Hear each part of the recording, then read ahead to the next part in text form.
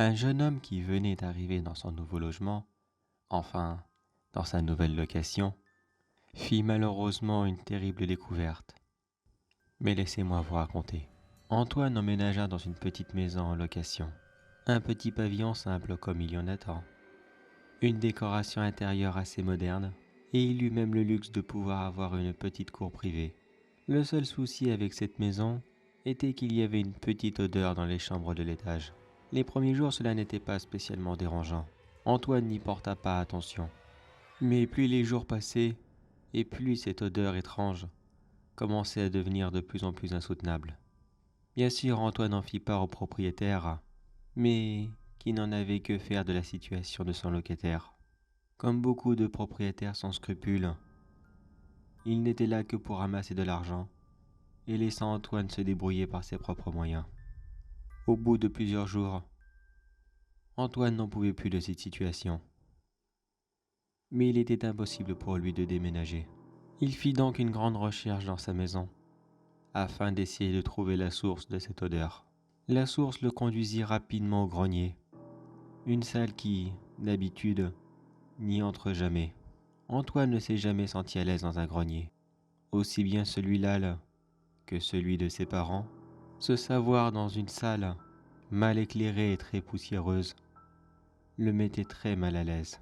Il chercha donc à contre-cœur la source de l'odeur, au milieu de toutes les affaires que l'ancien locataire avait laissées.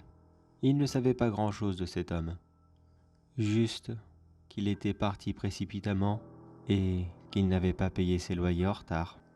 Antoine continua à chercher comme ça pendant une bonne trentaine de minutes, quand il fit la rencontre soudaine d'un petit rongeur, qui lui fit faire un bond et pousser un cri de terreur, comme s'il venait de voir la mort elle-même.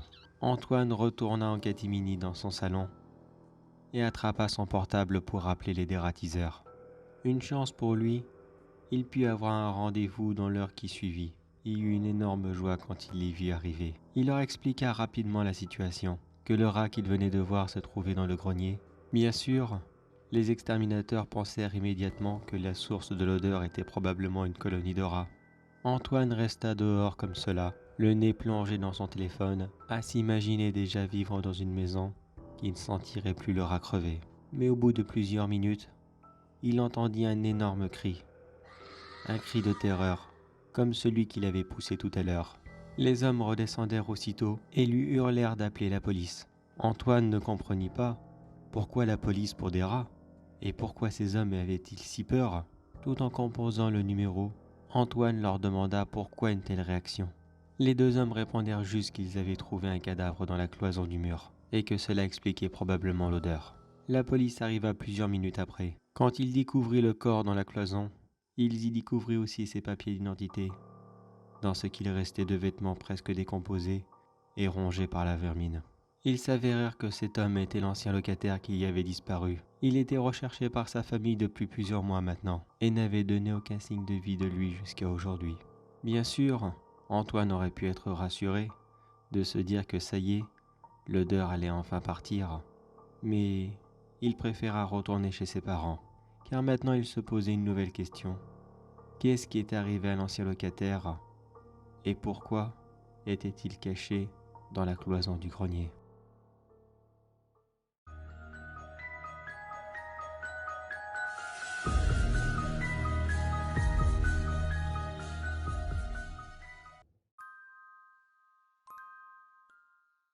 J'ai toujours été extrêmement fier de ma fille. Non pas parce qu'elle est la plus belle de sa classe, et encore moins une mini-miss, comme on en voit tant. Non, je suis extrêmement fier d'elle, parce qu'elle a toujours été la meilleure dans le domaine de pouvoir choisir ses anciens petits amis. Elle et moi avons établi quelques critères simples. Il doit être grand, au moins 1,80 m, et assez bien bâti au niveau de la musculature. Après, qu'il soit blond, roux ou brun, cela n'a pas d'importance. Et l'âge non plus, même si j'ai une petite préférence pour ceux qui ont le même âge qu'elle, bien sûr. Après, qu'ils soient les premiers de la classe ou de grands sportifs avérés, cela n'a pas d'importance. Tout ce que je demande, c'est qu'ils soient très ouverts d'esprit et qu'ils apprécient autant la nature qu'elle et moi. Quand elle ramène le garçon parfait, je fais toujours tout pour le mettre à l'aise. Il a le droit de venir chez nous aussi souvent qu'il le veut. Mais attention, il a quand même un petit couvre-feu à respecter, bien sûr. Puis au bout d'une semaine, je lui propose de découvrir la salle qui contient notre plus beau trésor à elle et à moi. Ils sont souvent très heureux de voir à quel point je leur fais vite confiance. Ils s'imaginent déjà être le gendre idéal. Tout le monde aurait envie d'être avec ma fille. Une grande brune, au visage parfait, et avec une silhouette qui pourrait damner un saint. Souvent ils changent d'opinion quand ils apprennent qu'il faut descendre dans la cave de chez nous afin de découvrir cette pièce spéciale. Il y en a même quelques-uns qui ont décidé de ne pas y aller.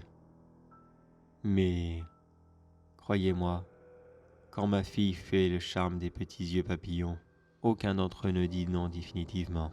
Je lui fais découvrir la cave qui contient la plus grande collection d'insectes et d'arachnides qu'il doit y avoir dans toute l'Europe. La suite de la journée dépend intégralement du caractère que j'aurai à ce moment-là. Soit je suis de bonne humeur et je peux passer des heures comme ça avec lui, à décrire et à raconter l'histoire de chacune de ces petites bébêtes. Ou soit je suis assez énervé d'une mauvaise journée et je décide d'abréger très rapidement la conversation. À ce moment-là, je lui dirai simplement que moi et ma fille devons remonter à l'étage afin d'aller chercher la nourriture pour les nourrir. Nous sortons donc tous les deux de la pièce et nous verrouillons la porte derrière nous. J'ouvre le volet de la petite fenêtre intégrée sur la porte d'entrée de la cave et elle et moi admirons le spectacle. La porte du fond de la cave s'ouvrira lentement et laissera sortir la plus belle pièce de notre collection. Voyez-vous, beaucoup pensent que la mygale Goliath est la plus grosse mygale que nous pouvons trouver sur Terre. Mais croyez-moi, qu'il existe une race qui pourrait la faire passer comme un petit moucheron aux yeux de tous.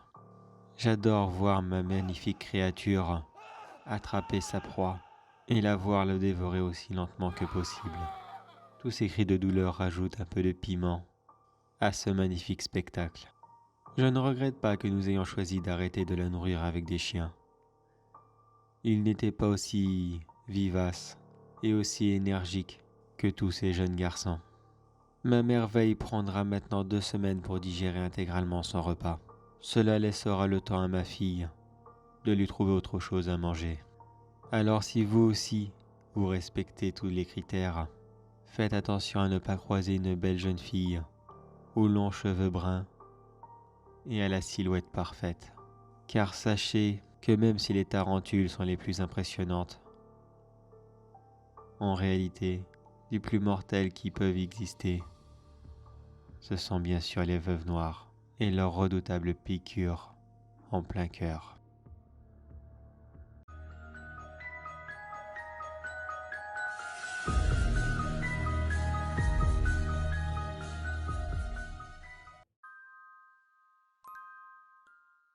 L'appât du gain est des fois ce qui nous rapproche le plus de la mort et ce qui nous conduit le plus rapidement à notre perte.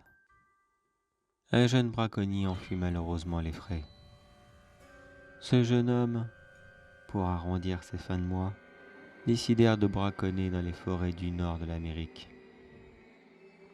Au fur et à mesure des années et de l'expérience que son grand-père lui avait apprise, il était devenu un bon chasseur, enfin un bon braconnier. Car à ses yeux, ce détail est très important. Il avait reçu une petite mission rapide de la part de l'un de ses voisins très fortunés. Il devait lui rapporter la peau d'un ours. Grizzly, ours noir, qu'importe, du moment que la peau n'était pas trop abîmée et qu'elle reste le plus agréable que possible à regarder. Le jeune braconnier avait repéré une grotte non loin de chez lui Cela faisait plusieurs mois maintenant qu'il l'observait de loin. Bien sûr, il pensait pouvoir y trouver un ours. Mais il n'en était pas totalement sûr. Il n'avait jamais trop osé y entrer. Mais maintenant, il avait une bonne raison de le faire. Quand il entra dans la grotte, il s'aperçut rapidement qu'elle était beaucoup plus profonde qu'il ne pensait. Elle devait s'étendre comme ça sur au moins 200 mètres dans la montagne. Il y entra prudemment, fusil dans la main droite, lampe torche dans la main gauche, éclairant le moindre détail, le moindre coin et le moindre petit bruit qui venait de cette grotte. Il entendit un bruit lourd, comme une respiration ou un pas. Quelque chose de volumineux en tout cas. Il redoubla de prudence et avança encore plus lentement afin d'être sûr de ne manquer aucun détail. Mais quand il arriva à mi-chemin de la grotte, il tomba sur ce qu'il semblait être le propriétaire des lieux, un énorme grizzly, allongé là, sur le sol. L'animal ne réagissait pas du tout. Le jeune avança dans sa direction, fusil à la main, prêt à tirer au moindre fait et geste. Il pensa rapidement que l'animal venait de mourir de vieillesse et que pour lui c'était la chance de sa vie de se faire de l'argent très facilement. Mais, vu la carrure de cette bête, impossible pour lui de le dépecer dehors. Il entreprit donc de le dépecer à l'intérieur de la grotte, afin de ne récupérer que la peau et de laisser le reste sur place. Il travailla comme cela pendant plusieurs longues minutes.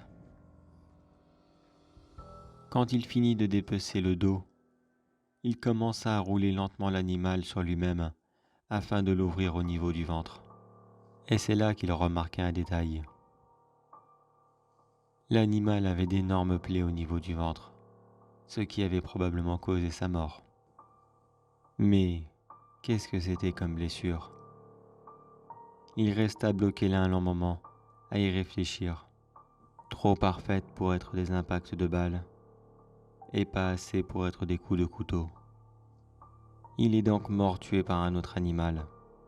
Mais qu'est-ce qui aurait pu s'en prendre à un animal de cette taille? C'est là qu'il entendit de nouveau ce bruit rauque, et cette fois-ci, qui venait directement de derrière son dos.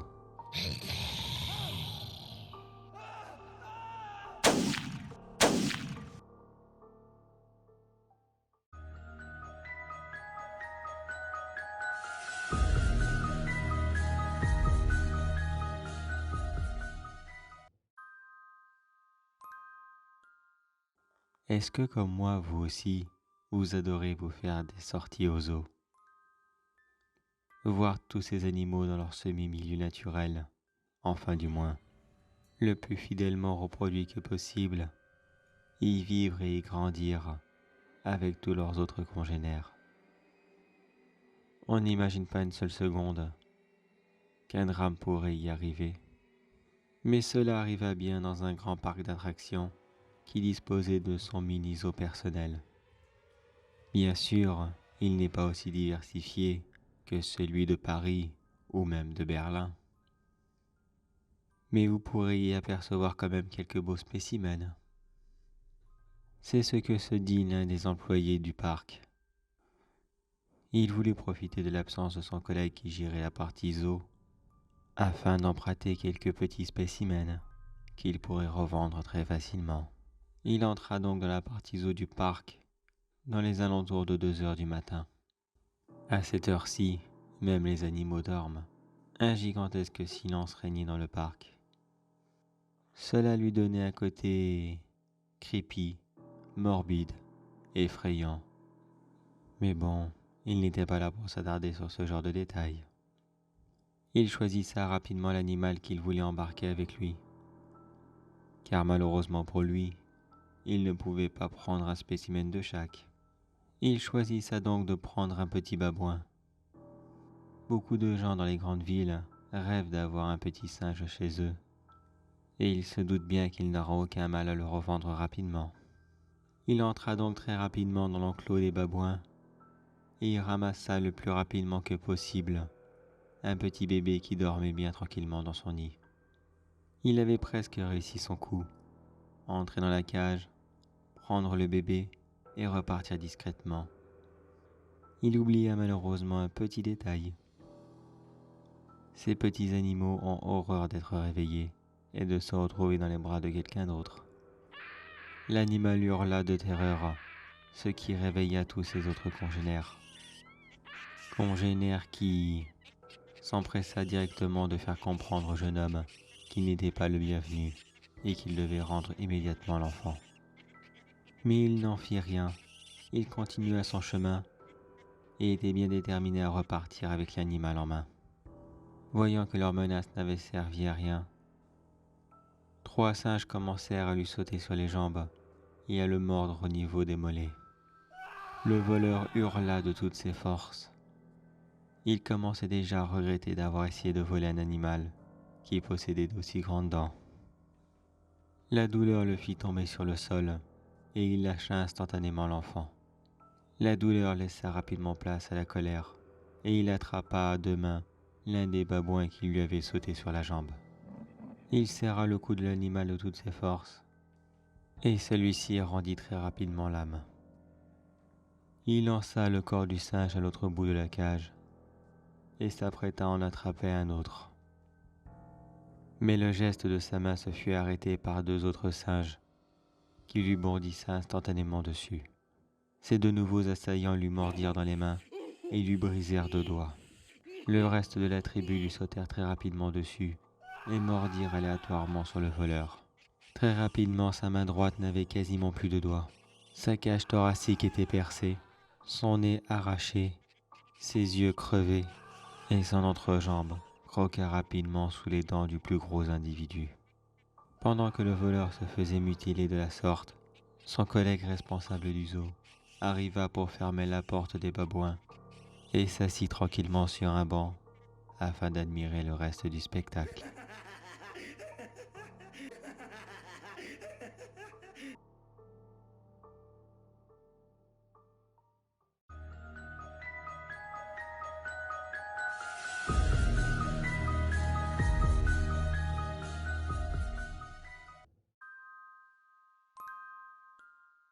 Tiens, tu es réveillé? J'ai du mal faire mon dosage de morphine. Tu dois sûrement te demander qu'est-ce qui se passe ici et comment ai-je atterri ici? En temps normal, je ne me serais pas donné la peine de répondre à tes questions. Mais bon, j'ai quelques minutes devant moi et ça fait longtemps que je n'ai pas eu quelqu'un avec qui discuter pendant que je suis en train de faire cela. Nous sommes dans un ancien bunker. À qui appartenait-il? Alors là, je n'en ai aucune idée, très franchement, je m'en fiche royalement. Comment as-tu atterri ici? C'est tout simple. J'ai été trouvé devant une boîte de nuit. Il était à peu près 2 heures du matin. Tu étais tellement saoul. Le simple fait de te ramasser et de te mettre dans le coffre de ma voiture, tu t'es immédiatement évanoui.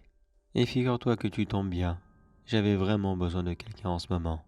Ça faisait trop longtemps que je n'avais pas travaillé et je commençais à manquer de produits. Oui, tu dois aussi te demander pourquoi tu n'arrives pas à parler. Tu vois le bocal derrière moi? C'est ta langue qui est dedans. Je te l'ai enlevé.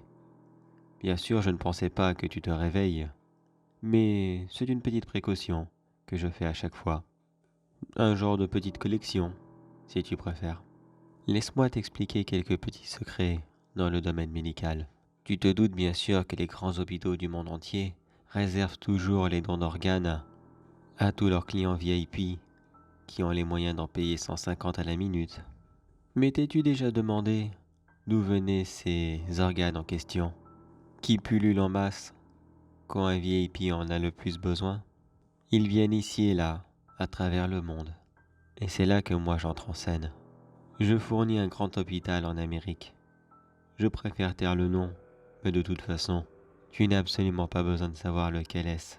Je ramasse des gens aléatoirement dans la rue, comme toi, des SDF, ceux qui sortent de boîtes, ou des prostituées des fois. Je ramasse ce que j'ai besoin, un cœur, des poumons, et autres bien sûr, et j'envoie ça immédiatement à mes clients. Le seul regret que j'ai, vois-tu, c'est que je ne peux pas tout prendre sur tout le monde. Comme tu vois, la place dans mon bunker est assez limitée, et mes moyens aussi. Je ne prends que ce que j'ai besoin, ma petite liste de courses personnelles. Puis je me débarrasse du reste. Toi, j'avoue que tu as de la chance. Si nous avons cette conversation aujourd'hui, enfin, si tu m'écoutes, pendant que toi tu gémis, c'est uniquement parce que j'avais besoin de reins, et non pas d'un cœur ou encore moins des deux poumons. D'ailleurs, attends une petite seconde, arrête de bouger, et c'est bon. Voilà, j'ai ton petit rein droit. J'avais déjà sorti le gauche juste avant que tu te réveilles. Maintenant, j'ai terminé. Bon allez, ce n'est pas tout ça, mais il me reste encore à l'emballer, faire la route jusqu'à mon client et recevoir mon très gros chèque. Ce n'est pas que tu m'ennuies ou quoi que ce soit, mais j'ai encore pas mal de trucs à faire comme tu l'as remarqué. Je vais donc abréger la conversation. Mais ne t'en fais pas, je ne vais pas te laisser tout seul. Est-ce que tu connais les poissons appelés lamproies? C'est un genre de sangsue, mais d'assez grande taille je dois dire. Pour une raison qui m'échappe complètement, ce bunker en possédait tout un aquarium quand je suis arrivé. Tu ne peux toujours pas bouger, mais je vais t'offrir ton dernier bain. J'aimerais bien te dire que cela sera rapide et que tu ne sentiras rien, mais étant donné que tu commences à bouger les doigts et 2-3 parties de ton corps, je peux te promettre une seule chose. Ça sera très long et très certainement très, très douloureux.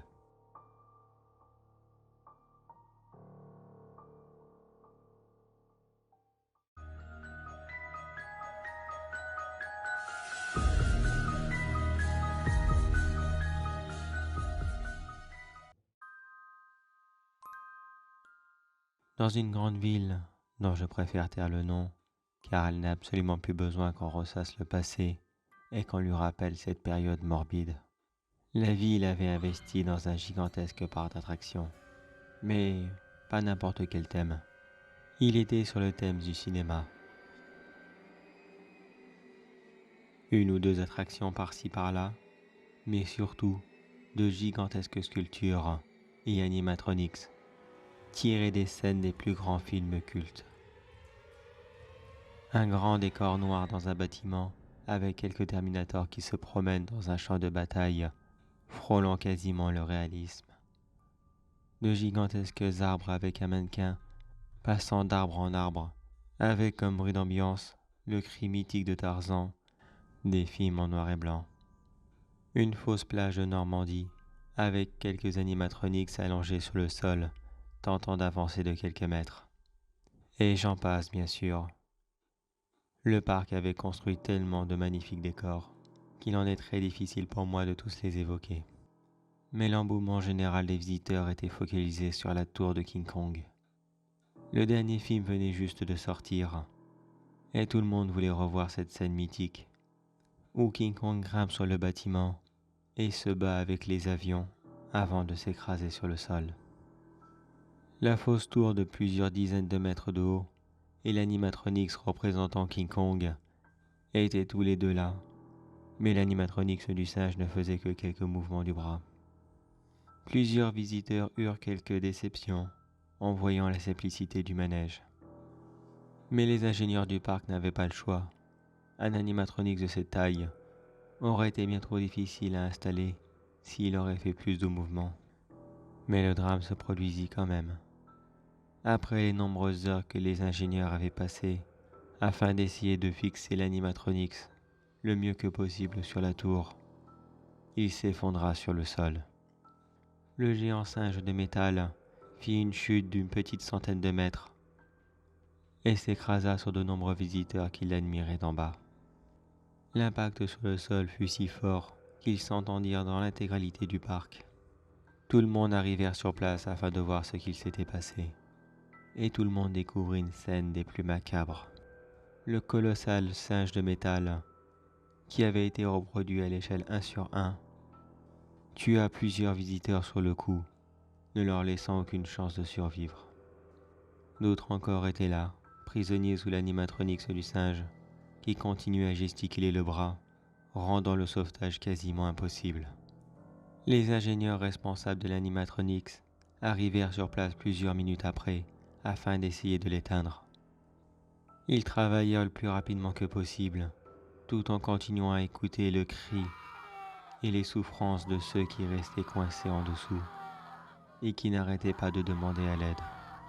Une aide, une aide qu'il aurait été impossible de recevoir pour l'instant.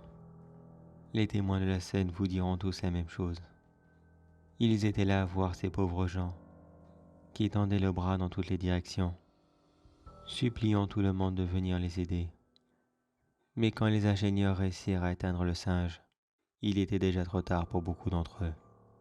Peu furent sauvés ce jour-là, mais beaucoup y perdèrent la vie, alors qu'à la base, ils n'étaient là que pour passer une très belle journée en famille.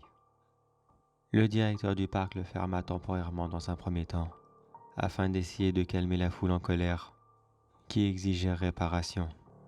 Après plusieurs longues procédures judiciaires, le parc dut finalement fermer ses portes définitivement. Il a tout simplement été abandonné sur place et a été rendu à la nature, qui maintenant y regagne ses droits, petit à petit. Aujourd'hui encore, vous pouvez vous promener dans ce parc. Personne ne le surveillera, et très peu osent le squatter. Car voyez-vous, on raconte que si vous y promenez la nuit, et que vous allez là où le singe s'est écrasé, vous entendrez les voix des fantômes, des anciens visiteurs qui sont là, encore présents, et qui continueront à appeler éternellement à l'aide.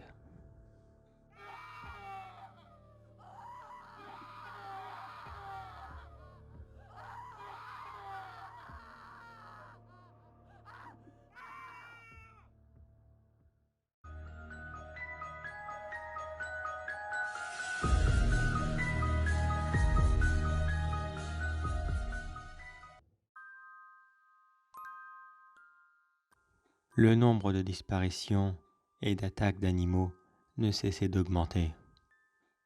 Dans la région proche de Fukushima, tout le monde là-bas n'accusait qu'une seule chose, un ours. Certains même parlaient d'une ancienne légende, d'où un démon était capable de prendre l'apparence d'un animal afin de s'approcher des hommes et de les attaquer. Plusieurs tentatives se sont faites afin d'essayer d'arrêter cette bête, mais toutes se sont soldées par de puissants échecs. La bête était visiblement aussi intelligente que cruelle, et était capable de ne laisser aucune trace sur les lieux du meurtre. Complètement désespérés et en manque de solution, les gens de la région reçurent la visite d'un chasseur qui leur promettait la peau de l'animal et la vengeance de tous ceux qui en étaient morts. L'homme demandait une grande somme d'argent en échange de ses services. Les habitants acceptèrent à contre-cœur, mais puisque le chasseur ne demandait son argent qu'une fois l'animal mort, il y avait peu de chances qu'il vienne récupérer son dû. Le chasseur avait comme un léger doute sur l'identité de cette créature, sur ce qu'elle pouvait être et sur la réelle nature qu'elle pouvait cacher. Il décida donc de faire le mort pendant 6 mois. Les habitants acceptèrent à contre-cœur leur destin. Beaucoup d'entre eux déménagèrent et d'autres préfèrent rester ici afin de défendre leurs terres.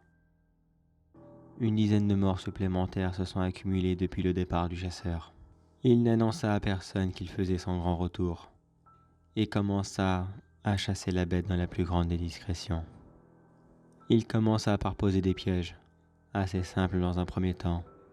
Le but du jeu était surtout de juger l'intelligence de la créature et de trouver le moyen idéal pour l'attraper. Après tout ce que les habitants avaient subi à cause d'elle, il a directement imaginé que la ramener vivant devant eux leur apporterait bien plus de satisfaction s'ils lui mettaient fin à ses jours eux-mêmes. Mais plus les jours avancèrent, et plus l'animal semblait être doté d'une très grande intelligence, bien trop grande pour quoi que ce soit qui vivait dans cette région. Il laissa donc tomber les pièges et décida lui-même de chasser la créature, bien sûr avec des fléchettes anesthésiantes. Il n'était pas le premier ours qui traquait, et il ne serait certainement pas le dernier. Le chasseur commençait à avoir une petite idée de la réelle nature de l'animal qu'il traquait comme ça depuis plusieurs temps maintenant. Ses doutes se confirmèrent un soir. Ils avancèrent tranquillement dans une prairie, plongée dans les ténèbres, quand il entendit le cri d'une femme appeler à l'aide. Il accourut au secours de la jeune femme et il y découvrit une grande créature qui semblait être revêtie d'une peau qu'elle avait elle-même bricolée et ajustée à sa taille. Il tira 2 fléchettes anesthésiantes dans le corps de l'animal, qui tomba lourdement sur le sol. Il alla voir la créature, qui était maintenant là, totalement à sa merci, et il découvrit ce qu'il savait déjà. Sous cette fourrure se cachait en réalité un homme qui utilisait la légende de l'ours démon afin d'effrayer les villageois et d'abuser d'eux à sa guise. La jeune femme le remercia de l'avoir sauvé, et elle rentra aussitôt chez elle, effrayée et certainement traumatisée à vie de la soirée qu'elle venait de vivre. Comme prévu, le chasseur attrapa l'homme et le conduit aux habitants du village le plus proche. Ils leur expliquèrent la situation, que c'était cet homme qui se faisait passer pour un monstre et qui en abusait depuis plusieurs mois maintenant. Le chasseur resta aux côtés de l'homme inconscient pendant plusieurs jours, afin d'attendre son réveil. Quand celui-ci arriva, l'homme était complètement déboussolé et se demandait ce qu'il faisait ici. L'homme se réveilla au milieu d'un petit marché. Le chasseur lui expliqua rapidement la situation et les villageois furent leur rentrée dans le marché, tout autour de l'imposteur. Le chasseur partit lentement du village en ne chuchotant qu'une dernière petite phrase à l'imposteur. « Je peux empêcher qu'un animal ne m'attaque et me dépece sur place. Mais vous, arriverez-vous à calmer cette foule en colère qui réclame vengeance depuis plusieurs mois maintenant ?»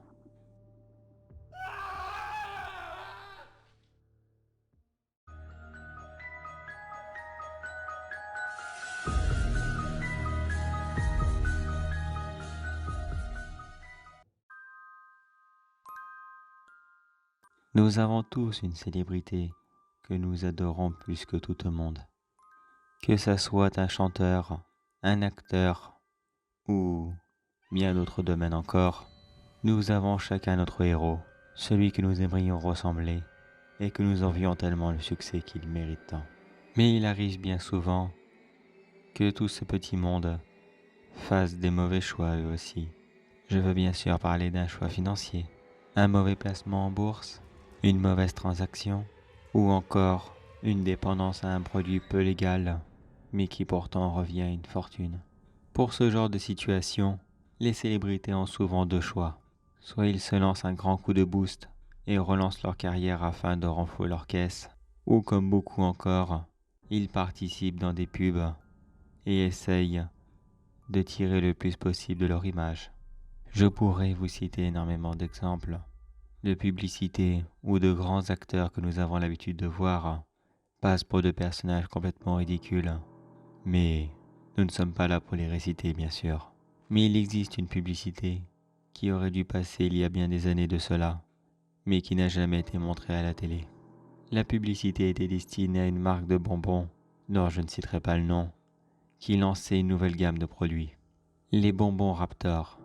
La marque de bonbons voulait profiter du succès du film Jurassic Park afin de lancer sa propre gamme de produits Raptor.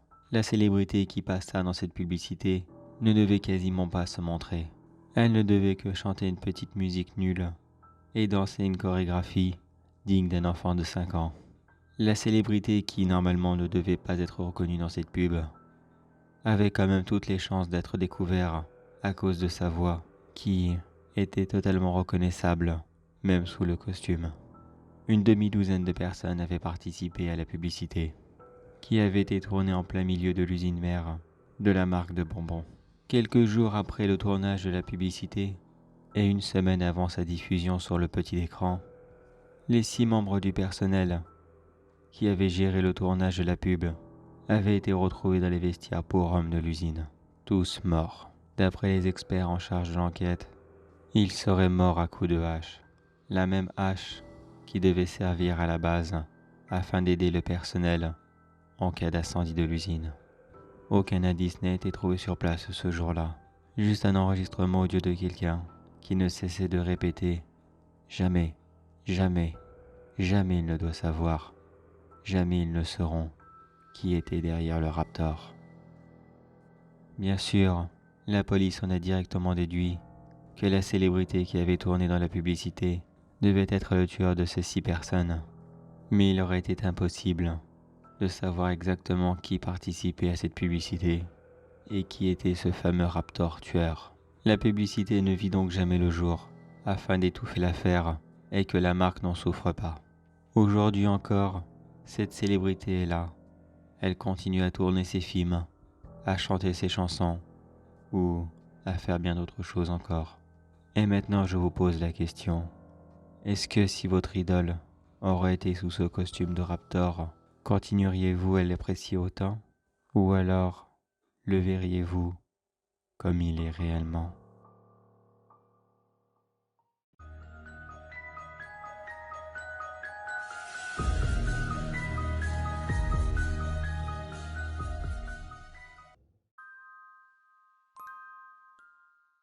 Cette horreur que j'ai pu voir dépasse toutes celles que j'ai accumulées durant toute ma longue carrière. Et je n'aurais jamais pu imaginer que cela était possible.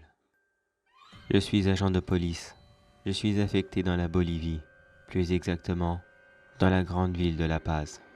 Elle est la ville administrative la plus haute perchée dans le monde. À plus de 3500 mètres d'altitude, croyez-moi que les animaux sauvages ou autres bestioles bizarres y sont très rares. Mais c'est ce qui est malheureusement arrivé. J'ai été appelé, moi et mes collègues, pour une disparition d'enfants qui s'était produite plus tôt dans la journée, dans une école maternelle. En arrivant sur place, on nous expliqua rapidement que les enfants avaient disparu durant la récréation. De très grosses marques avaient été retrouvées sur place, mais aucun signe qui pouvait laisser penser que les enfants avaient été kidnappés par quelqu'un. J'ai su directement que quelque chose n'allait vraiment pas avec cette histoire. Il nous a fallu une semaine pour retrouver la piste des enfants, car les traces laissées sur place n'étaient vraiment pas ordinaires, et nous n'avions aucune idée de ce que cela pouvait être. Une longue semaine à se demander tous les jours si oui ou non nous allons les retrouver, et si nous les retrouverions vivants, et dans quelles conditions. Une bonne partie de la population a joué le jeu avec nous, dont les familles des enfants disparus. Nous avons ainsi retrouvé plus rapidement les enfants, enfin, plus rapidement que prévu. Mais cela a été quand même bien trop tard. Nous les avons retrouvés en contrebas dans la montagne, dans une petite forêt, égarés de tout. Quand je vous parlais tout à l'heure d'animaux sauvages, j'aurais pu imaginer n'importe quoi qu'il pouvait y avoir dans le coin, mais absolument pas ce que nous allions trouver. Ce qui restait des enfants, essentiellement des vêtements et 2-3 os par-ci par-là, était en plein milieu d'un nid de sangliers, plus exactement des babiroussas, une variété un peu plus grosse et plus agressif que les sangliers ordinaires. Ils ont dû attraper les enfants pendant qu'ils jouaient tranquillement et les ont ramenés en contrebas de la montagne, sans que personne ne s'en aperçoive. Les animaux effrayés ont pris la fuite et nous ne les avons pas revus depuis.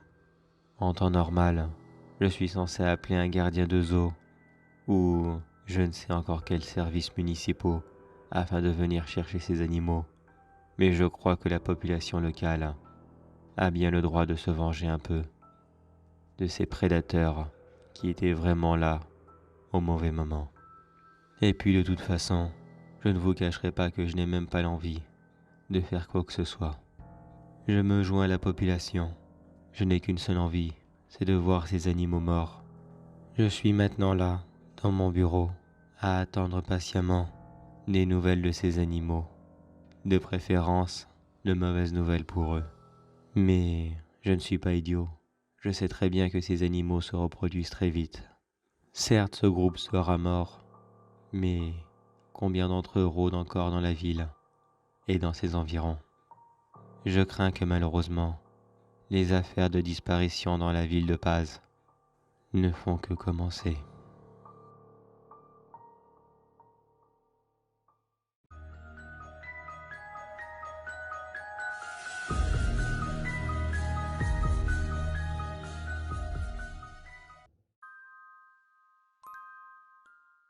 Du haut de ses 15 ans, la petite Chloé a toujours été une grande fan d'équitation.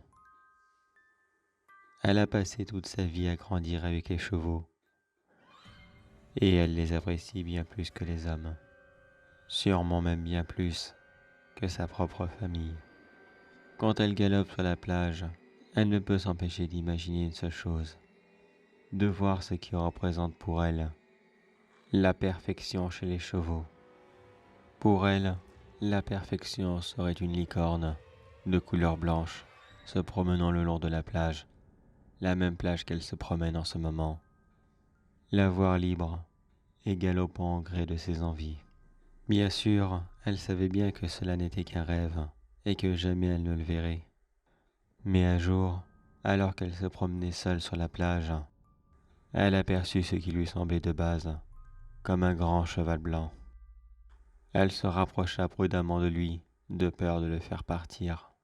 Mais elle découvrit très rapidement que le cheval n'en était pas un. Il avait comme une corne sur la tête. Elle resta la bouche bée, pensant que cela n'était qu'un rêve. Elle n'arrivait pas à croire elle-même ce qu'elle était en train de voir. Mais après 10 minutes à rester plantée là, elle décida de s'approcher afin d'en avoir le cœur net.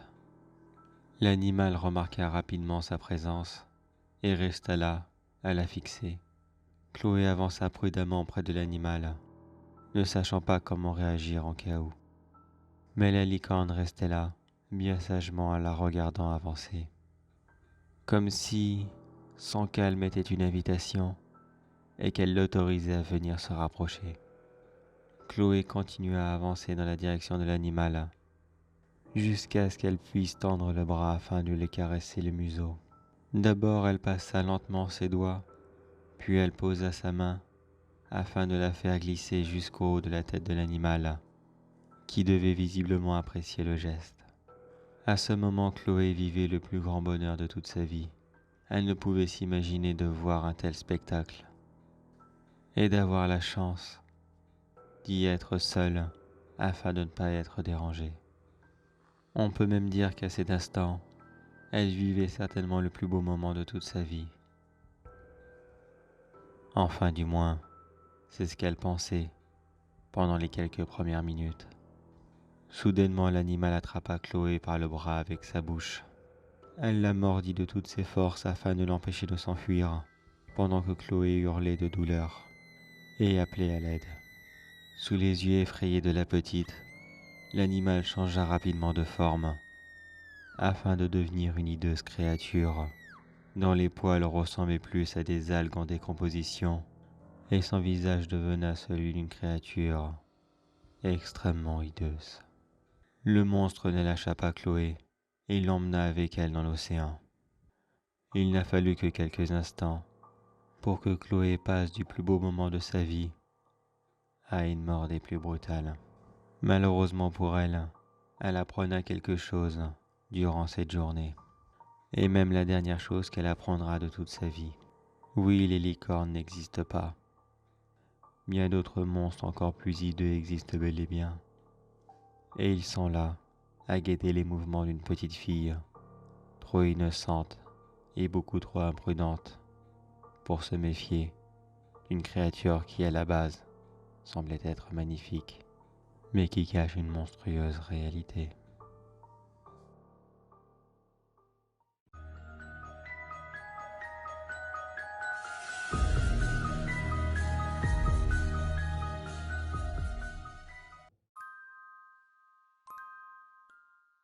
Un élève d'une grande école de cuisine située au milieu de la Floride avait énormément de mal à choisir quel plat il allait présenter à son examen final.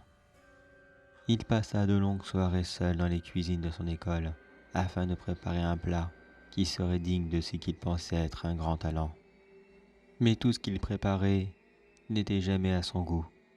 Il ne voulait pas d'une viande ordinaire, il voulait quelque chose de plus hors du commun, quelque chose de plus exotique. Et c'est là qu'il eut l'idée de cuisiner une anguille.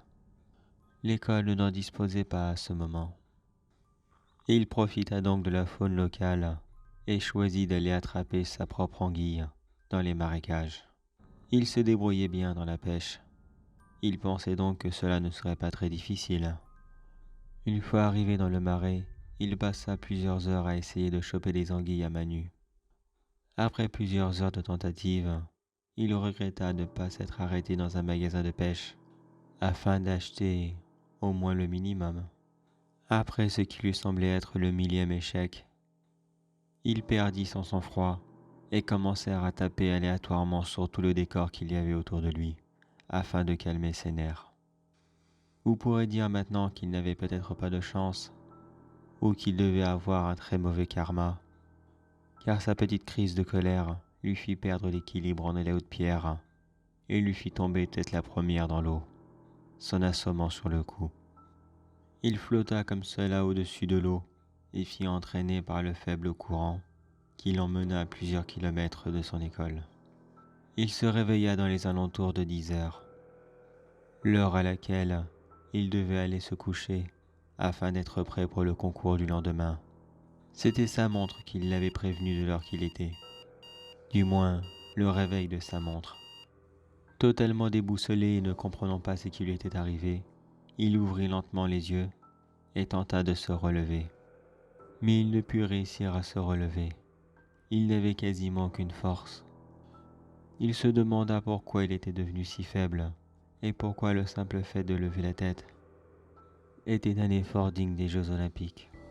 Il réussit quand même à se lever légèrement et remarqua que ses jambes étaient couvertes de plaies.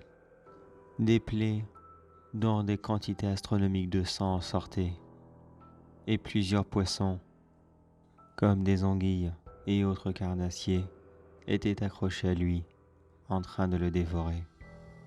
Il hurla de toutes ses forces, comprenant que la quantité de sang qu'il avait perdu l'empêcherait complètement de pouvoir bouger, et qu'il était à la merci de ces charognards.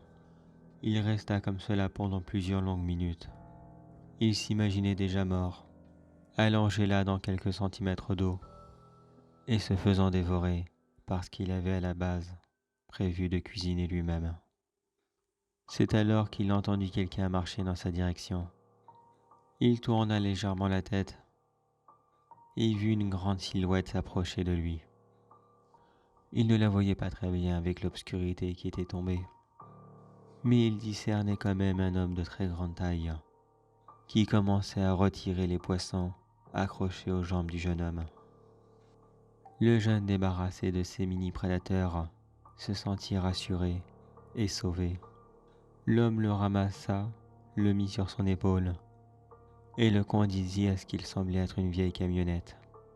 Malheureusement pour le jeune, il n'avait plus beaucoup de force et n'arrivait quasiment pas à rester éveillé. Il avait peur de fermer les yeux une dernière fois et de ne jamais se réveiller. Mais malheureusement la fatigue l'emporta, et juste avant de fermer les yeux définitivement, il entendit l'homme parler à voix haute. Pour une fois que le bayou nous ramène autre chose à manger que des alligators et des vieux poissons, nous allons enfin pouvoir nous faire plaisir.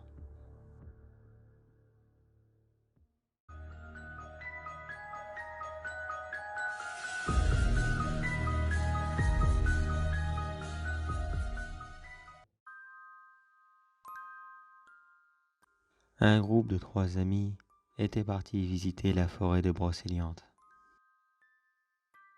Cette légendaire forêt en Bretagne, où la légende raconte que le plus grand des arbres au cœur de la forêt y cacherait la tombe de Merlin. Enfin, cela est l'une des centaines de légendes qui parcourent cette légendaire région. L'un des 3 jeunes, que nous appellerons Édouard, décida de prendre un autre chemin afin de faire des découvertes qu'il pourrait se vanter qu'elles soient de lui-même. Édouard marcha comme cela aléatoirement dans la forêt. La nuit tomba bien vite dans cette forêt épaisse, mais Édouard savait à quel moment il devait rentrer et par où passer pour éviter de passer la nuit dans ce gigantesque labyrinthe végétal. Il s'apprêta à rebrousser chemin quand il tomba sur un très inattendu animal. C'était un petit pandarou qui était là, au milieu du chemin. L'animal se dressa sur ses pattes arrière et lui fit comme un signe de câlin. Dans un premier temps, Édouard resta d'abord sur ses gardes, mais il ne put résister longtemps au charme du petit animal qui était l'un de ses préférés. Il s'avança donc prudemment de lui et le prit lentement dans ses bras. Il eut l'impression de faire un câlin à une grosse peluche et apprécia énormément cet instant. Mais la grosse peluche devena rapidement une immense créature. Édouard ne put comprendre ce qui lui arriva, tellement la scène fut rapide. Il passa d'une créature de rêve à une monstruosité, comme il en rôde beaucoup dans ces bois étranges.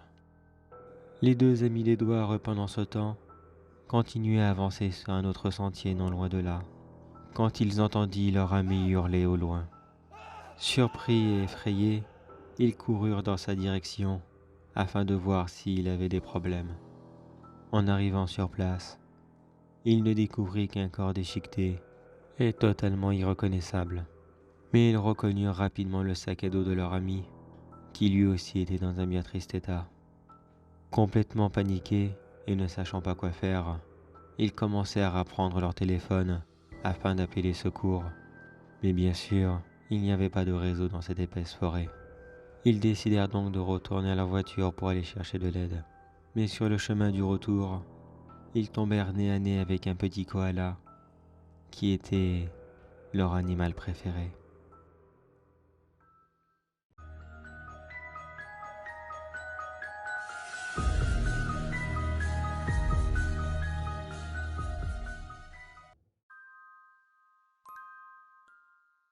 Cela s'est passé il y a presque un an de cela. Un champ de maïs, récemment retransformé en labyrinthe, faisait la joie des grands amateurs de l'horreur. Une petite attraction simple que vous avez sûrement tous déjà connue. Pour ceux qui ne connaissent pas, je vous explique rapidement. Un gigantesque labyrinthe de maïs où il y aura deux équipes, les survivants et les zombies. Les zombies doivent attraper les survivants et les survivants, eux, doivent sortir du labyrinthe le plus rapidement que possible. L'une des plus belles attractions durant la période d'Halloween. Mais le drame de l'un d'entre eux ne s'est pas passé durant l'une de ces parties. Cela est arrivé dans la nuit du 30 octobre. Il était un peu plus de 23 heures du soir, quand un agent de maintenance se promenait dans le labyrinthe et surveillait que tout était bien en ordre. Aucun petit raccourci ou de petits débris laissés par les précédents visiteurs. Il tomba très rapidement sur un homme qui n'avait plus rien à faire ici. C'était un vieil homme, vêtu de noir, qui était là blotti dans un coin et qui cherchait visiblement à ne pas être vu. L'agent de maintenance commença à dire au vieil homme qu'il devait partir, car il n'avait plus rien à faire ici et que le labyrinthe était fermé pour la soirée. Mais le vieil homme refusa de partir. Il lui dit qu'il était mieux dans ce labyrinthe, car ici, il ne ferait de mal à personne. L'agent de maintenance insista de nouveau, afin de faire partir le vieil homme. Encore plus culotté de sa part, il dit même à l'agent de maintenance que c'est lui qui devrait partir et ne plus revenir ici. Très énervé, l'agent de maintenance retourna à l'accueil afin d'y retrouver son collègue de la sécurité pour qu'il vienne le faire partir. L'agent de sécurité fut d'abord très surpris d'entendre que quelqu'un était resté dans le labyrinthe. D'après lui, tous les visiteurs qui étaient entrés étaient bien ressortis et avaient laissé leur petit passe à l'entrée. Les deux hommes comprirent rapidement qu'il n'était pas qu'un squatteur, mais de plus un resquilleur, qui n'avait visiblement pas payé sa place afin de ne pas se faire remarquer. C'est avec une grosse colère que l'agent de sécurité alla dans le labyrinthe afin de faire partir le squatteur. Il ne cessait de répéter que si quelqu'un apprenait qu'il avait laissé passer un resquilleur, il risquerait de perdre sa place. Les deux agents décidèrent de se séparer afin de retrouver plus rapidement ce vieil homme, qui de toute façon ne devait pas être parti bien loin. L'agent de maintenance connaissait le labyrinthe comme sa poche, et il était impossible qu'il s'y perde. Il y avait même ces petits raccourcis qu'il avait aménagés lui-même durant la fabrication du labyrinthe. Au bout de plusieurs minutes, l'agent de maintenance ne trouva rien de son côté et essaya d'appeler son collègue par talkie-walkie. Mais celui-ci ne réponda pas à ses appels. Il essaya comme cela pendant plusieurs minutes, mais la seule réponse qu'il eut, c'est un hurlement de terreur qui provenait au loin du labyrinthe. L'agent de maintenance y alla le plus rapidement possible, afin de voir si son collègue n'était pas en difficulté. Tout le long du chemin, il eut l'impression d'être suivi par quelque chose de très gros. Il entendit même à plusieurs reprises, comme des grognements d'un gros animal en colère. En arrivant sur place, il découvra l'agent de sécurité complètement déchiqueté et dont le corps était répandu un peu partout sur une très grande zone. L'agent de maintenance ne put s'empêcher de vomir devant ce terrible spectacle. Il reprit vite ses esprits et essaya de faire demi-tour afin d'appeler de l'aide de la part de n'importe qui. Mais il n'eut pas le temps de quitter un couloir qu'il se retrouvit nez à nez avec la bête. Lui qui ne croyait pas aux histoires de monstres, il avait face à lui un authentique loup-garou. Une immense créature de plus d'1,90 m de haut, le poil noir, aussi noir que les ténèbres, une énorme rangée de dents acérées, d'où il dégoulinait encore le sang frais de son collègue, fraîchement tué, et d'horribles yeux rouges, d'où en sortait la colère et la haine que cet animal en avait pour l'espèce humaine tout entière. L'homme était paralysé sur place par la peur, mais quand la bête commença à avancer dans sa direction, l'homme reprit ses esprits et courut le plus rapidement afin d'essayer d'échapper à une mort certaine. Le loup n'était pas très loin de lui, mais par chance, l'homme avait un passage secret non loin de là. C'est ce qui lui sauva la vie. Le loup ne le vit pas passer à travers ce passage et le perdit complètement de vue. L'agent de maintenance continua à courir aléatoirement dans le labyrinthe en essayant de mettre le plus de distance possible entre lui et la créature. Mais il ne pouvait s'empêcher d'imaginer de la croiser à chaque fois qu'il passait un couloir, à chaque fois qu'il tournait la tête, ou même de la voir apparaître devant lui, à chaque fois qu'il clignait des yeux un peu trop longtemps. Dans sa course complètement aléatoire, il se retrouva au milieu du labyrinthe, là où s'y trouvaient les toilettes des visiteurs. Il s'enferma dans l'un d'entre eux et y resta là afin d'attendre les secours. Il attendit comme cela pendant plusieurs heures, en essayant de ne pas hurler, de ne pas pleurer, afin de ne pas attirer l'animal qui rôdait probablement encore dans le coin. Il comprit rapidement que c'était ce vieil homme qui devait être la bête qui avait tué son collègue et qui l'avait pourchassé partout dans le labyrinthe. Après plusieurs heures d'attente, il se crut sauvé, mais malheureusement, l'animal le retrouva. Il entendit les bruits de la créature qui rôdait tout autour du bâtiment afin d'essayer de trouver quelle porte était la bonne. L'homme comprit rapidement qu'il ne sortirait pas vivant d'ici, et pendant qu'il commença à gribouiller quelque chose au marqueur sur le mur, la créature tapa de toutes ses forces sur la porte, puis la fit voler en arrière et emporta l'agent de maintenance avec lui. Ce n'est que le lendemain matin que des collègues à lui retrouvèrent les deux corps, ou du moins ce qu'il en restait, dispersés un peu partout dans le labyrinthe. Ils retrouvèrent également une note dans les toilettes. Il était écrit « Faites attention au vieil homme et ne le dérangez surtout pas. Cela s'est passé il y a presque 1 an. Quand vous aussi, cette année, vous irez dans un labyrinthe de maïs afin d'y fêter Halloween avec vos amis. Surtout, si vous voyez un vieil homme vêtu de noir et qui essayera de passer incognito au milieu de tout le monde, un conseil, ne restez pas trop près de lui. On ne sait jamais, il pourrait bien avoir une grosse faim de loup. »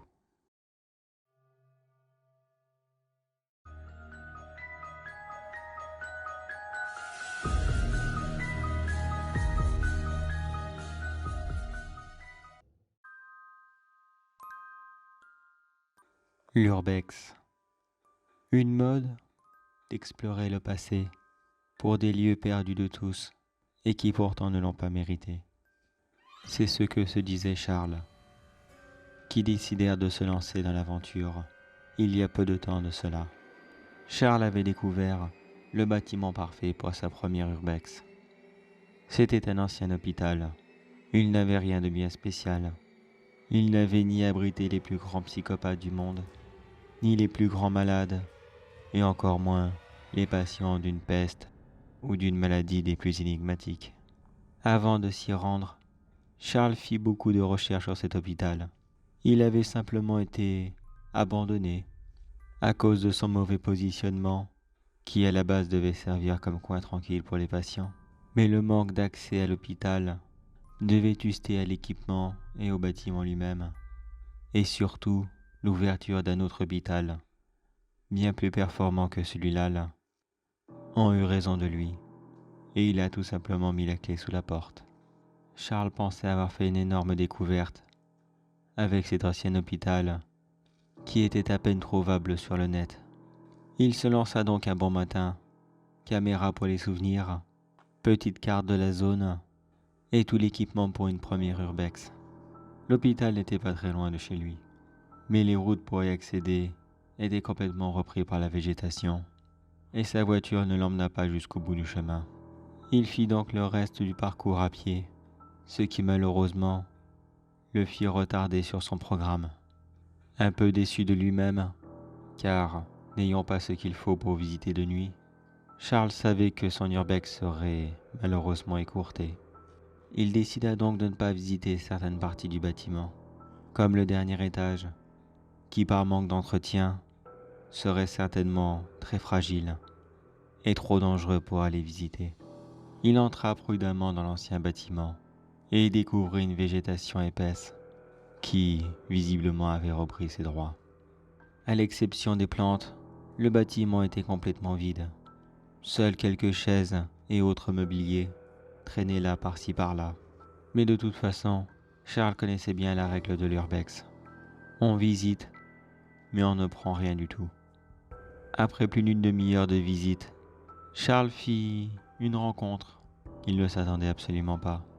Bien sûr, perdu au milieu des bois, il s'attendait à voir des animaux, comme un lapin, quelques oiseaux, ou avec de la chance, un très grand cerf, qui n'aurait été que de passage. Mais il ne fut rien de ça. À la place, il tomba sur un petit chat, une grosse boule de poils rouquine, qui était là, collée à sa jambe, qui ronronnait et visiblement demandait des petites caresses. Charles fut très surpris de le trouver ici, mais il pensa immédiatement à un chat errant, ou qui a dû être abandonné par ses propriétaires. Malheureusement, cette pratique se fait bien trop souvent. Charles passa donc quelques minutes à caresser ce chat, qui était visiblement en manque d'attention. Mais il était déjà en retard sur son urbex. Il décida de continuer et de ne pas faire attention au chat, en espérant qu'il reprenne sa route. Mais il n'en fut rien. Le chat resta près de Charles tout le long de l'urbex. Il ne se passait pas 2 minutes sans que le chat ne ronronne pour réclamer des caresses. Et cela s'entendit dans toutes les vidéos que Charles faisait du bâtiment. S'il voulait ramener des souvenirs immersifs de cet endroit, cela a été complètement raté. Charles se dit que ce n'était vraiment pas sa journée. D'abord un retard qui a dû l'obliger à couper une partie du bâtiment. Puis ce chat qui fout en l'air toutes ses prises. Que pouvait-il lui arriver de pire? La patience de Charles envers cet animal partit de plus en plus et laissa place à un sentiment de colère envers ce petit chat. Et pour ne rien faciliter la tâche, à chaque fois que Charles essayait de passer dans une pièce, la végétation était beaucoup plus épaisse. Il ne put faire l'urbex ce qu'il désirait. Après 2 heures d'une urbex, que Charles considérait complètement ratée, sa colère était devenue de la rage. Une rage qui devait obligatoirement trouver un défouloir. Et malheureusement le petit chat en fut la victime. Charles mit un coup de pied de toutes ses forces sur l'animal, qui fut projeté à l'autre bout de la pièce. Le chat atterrissa sur le dos et poussa un très gros miaulement de douleur. Puis il partit à toutes jambes, et Charles ne le revit plus jamais. Mais au même moment que le chat quitta la pièce, une grande silhouette transparente sortit de derrière le mur et avança lentement dans la direction de Charles. Cette grande silhouette était celle d'une femme, On pouvait facilement voir à travers elle. Elle portait une longue robe, avait de longs cheveux et la peau extrêmement blanche. Charles ne s'attendait vraiment pas à ce genre de rencontre. La peur et la surprise le paralysa sur place, et il resta bouche bée devant la silhouette qui avança de plus en plus dans sa direction. La silhouette s'arrêta devant lui, elle leva le bras, puis enfonça sa main dans le torse de Charles, qui au même moment eut l'impression que tous ses organes étaient compressés de l'intérieur par quelque chose qu'il ne pouvait expliquer. La femme dit à Charles: « La prochaine fois que je te vois toucher à mon chat, je t'arrache toutes les viscères du corps et je te laisse mourir sur place, comme la dernière des merdes que tu es. » Puis elle relâcha son emprise sur Charles et se volatilisa sur place. Charles tomba violemment sur le sol, alors que la douleur qu'il ressentait en lui disparut au même moment que le fantôme. Il prit 10 minutes à reprendre son souffle, puis il quitta le bâtiment en courant et n'y retournait plus jamais. En arrivant à sa voiture, Charles regarda rapidement ses extraits vidéo afin de voir s'il avait réellement vu cette femme ou s'il avait tout simplement halluciné la chose. Malheureusement pour lui, sa caméra s'était coupée une demi-heure après être entré dans l'hôpital et il ne put enregistrer la scène. Mais cependant, Charles remarqua quelque chose sur ces enregistrements. Il les regarda tous à part un et il y manquait quelque chose. Bien sûr, on le voyait se battre afin d'essayer de pousser quelque chose de sur lui, mais à chaque fois qu'il filmait sa jambe, il n'y avait rien accroché à lui.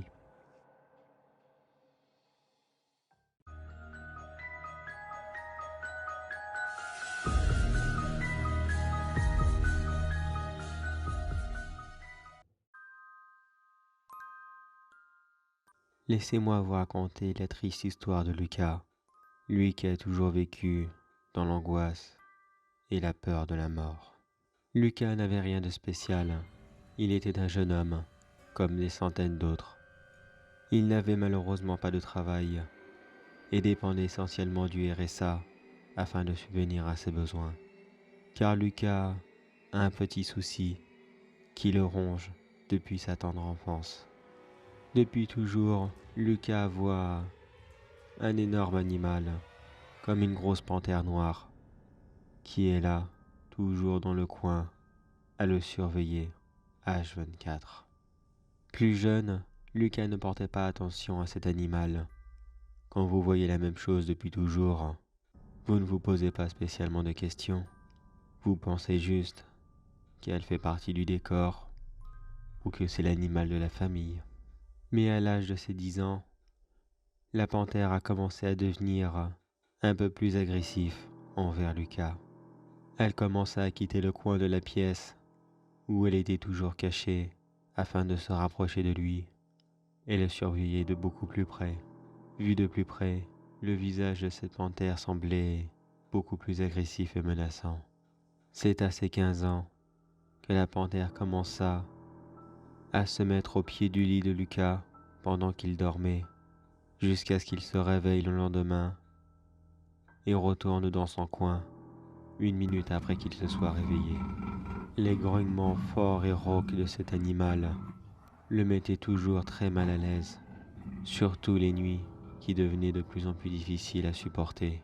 Bien sûr, Lucas essaya à plusieurs reprises d'en parler à son entourage, mais à leurs yeux, Lucas n'avait qu'un simple ami imaginaire qui persistait un peu trop.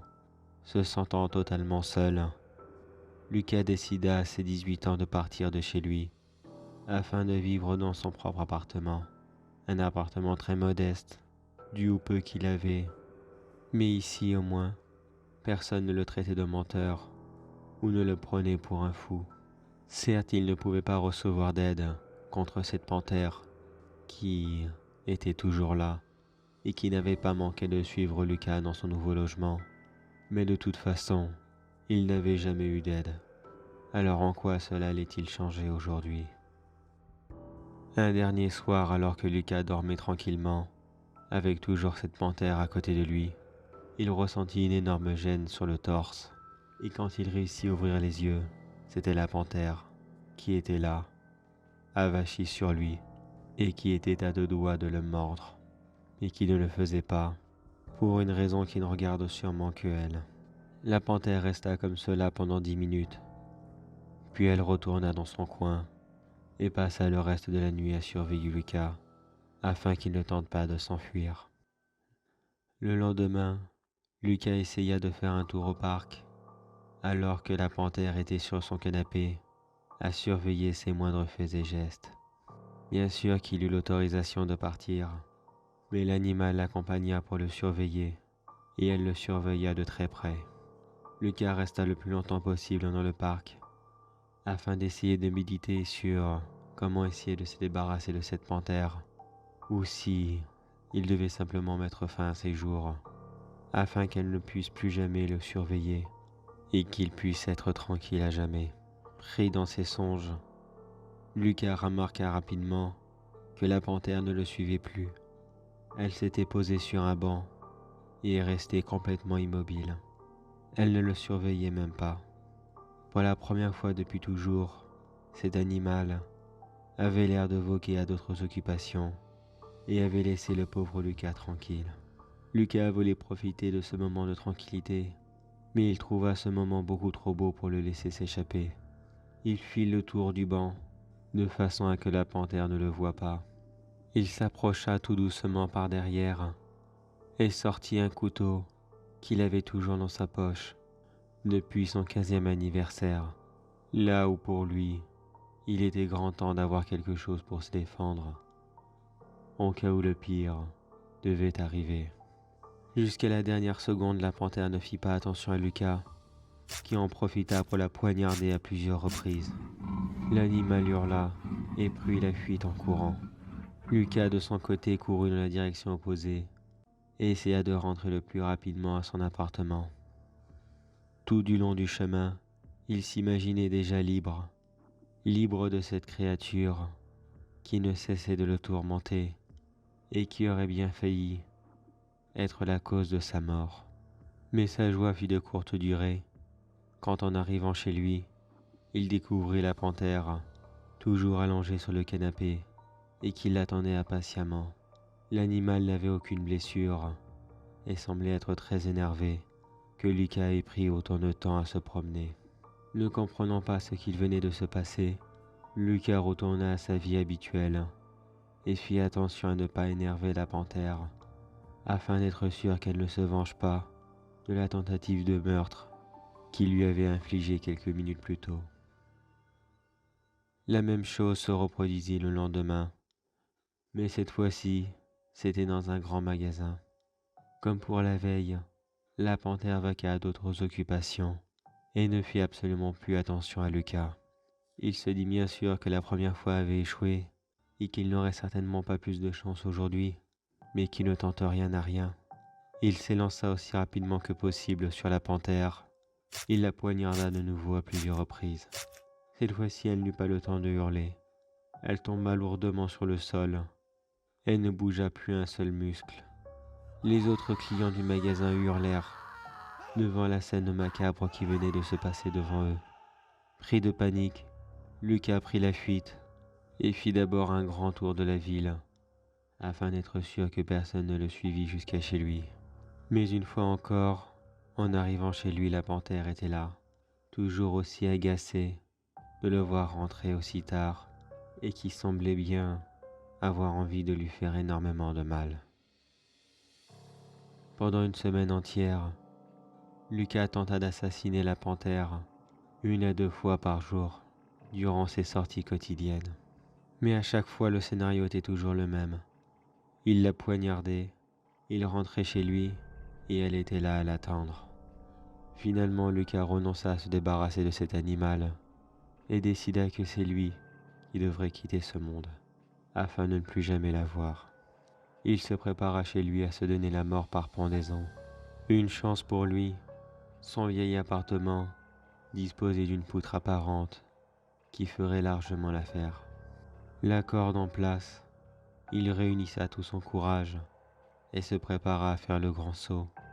Mais juste avant de s'installer, la porte de son appartement explosa en éclats et un groupe d'hommes entrèrent dans son appartement. en hurlant, police les mains en l'air. Couchez-vous sur le sol et que plus personne ne bouge. Lucas ne comprenait absolument pas ce qui lui arriva. Il fut emporté de force par la police et atterrissa très rapidement en prison. Cela s'est passé il y a maintenant plusieurs mois. Aujourd'hui, Lucas vit dans un hôpital psychiatrique. Il est dans une chambre individuelle avec cette sale panthère qui est toujours là à le surveiller afin qu'il ne retente plus jamais quoi que ce soit, aussi bien pour les autres que pour lui-même. Il reste toujours là, obsédé par cette panthère, ne la lâchant pas du regard, tellement obsédé par elle qu'il ne fait même pas attention aux docteurs et aux infirmiers, qui ne cessent de se raconter l'histoire de ce jeune homme, qui pour une raison qu'ils ne sauront peut-être jamais, a assassiné de sang-froid une dizaine de personnes, croisées complètement aléatoirement dans la rue, sous prétextant qu'il devait se débarrasser de cet animal afin d'avoir la paix.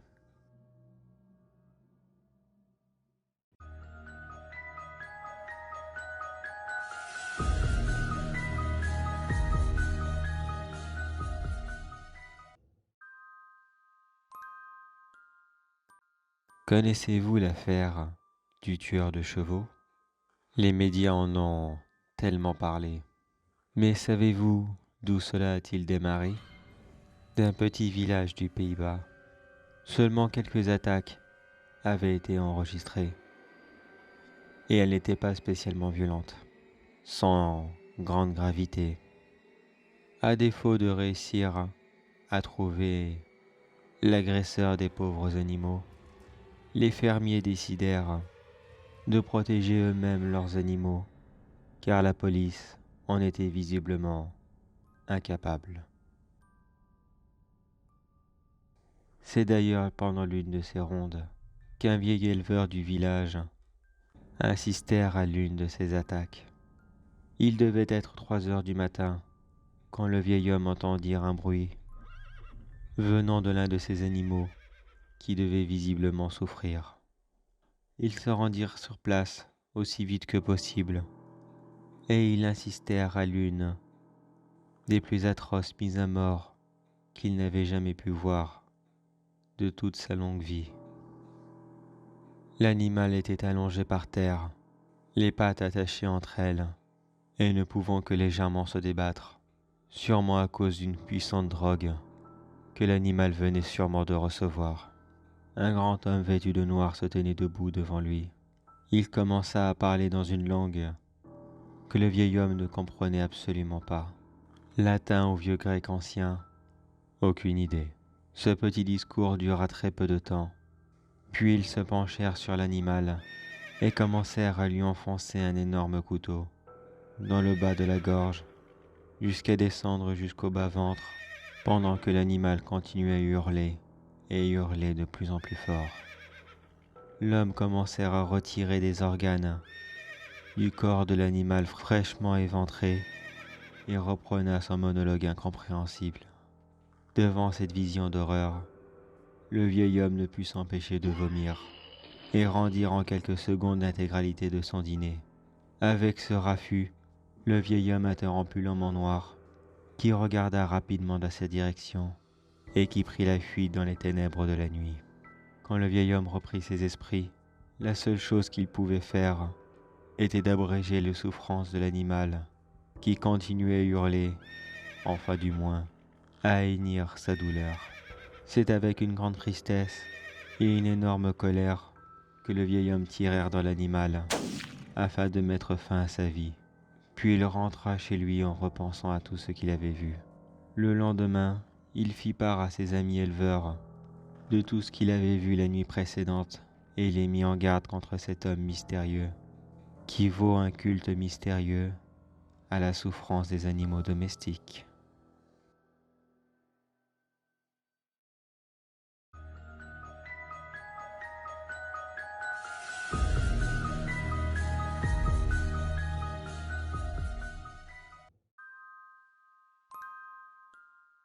J'ai toujours été dans le domaine de la sécurité. J'ai surtout travaillé pour les grandes boîtes de nuit, mais que je ne citerai pas car elles n'ont absolument pas besoin de l'être. Je préférais rester dans le domaine de la nuit, mais je dois me rendre à l'évidence. Mon compte en banque se vide à vue d'œil, et je ne peux plus me permettre de faire le difficile. J'ai donc passé en revue toutes les petites annonces, mais seulement une a attiré mon attention. Il s'agissait d'un poste de sécurité dans un Center Park. Si vous ne les connaissez pas, laissez-moi vous expliquer rapidement. Les Center Parks sont un domaine de l'hôtellerie qui vous plonge en pleine nature. Des petits chalets qu'ils appellent cottages, perdus au milieu de la forêt et avec des daims qui seront vos voisins. Un superbe endroit pour les amoureux de la nature, mais qui pourtant cache une petite réalité. J'ai pris rendez-vous avec le recruteur du parc. Nous nous sommes retrouvés quelques jours plus tard dans son bureau et il m'a rapidement expliqué le b.a.-ba du métier de sécurité. Il n'était pas très différent de ce que j'ai l'habitude de voir, seulement quelques petites différences afin de respecter le confort des visiteurs. Mais quand il me demanda si je voulais travailler de nuit, j'accepta sans aucune hésitation. Il fut très heureux de voir que j'accepta ce poste. Cependant, il y avait quand même quelques règles que je devais connaître avant de commencer. Il me donna une feuille contenant toutes ces fameuses règles. Puis il me dit « Prenez votre temps pour les lire, je serai dans la pièce à côté ».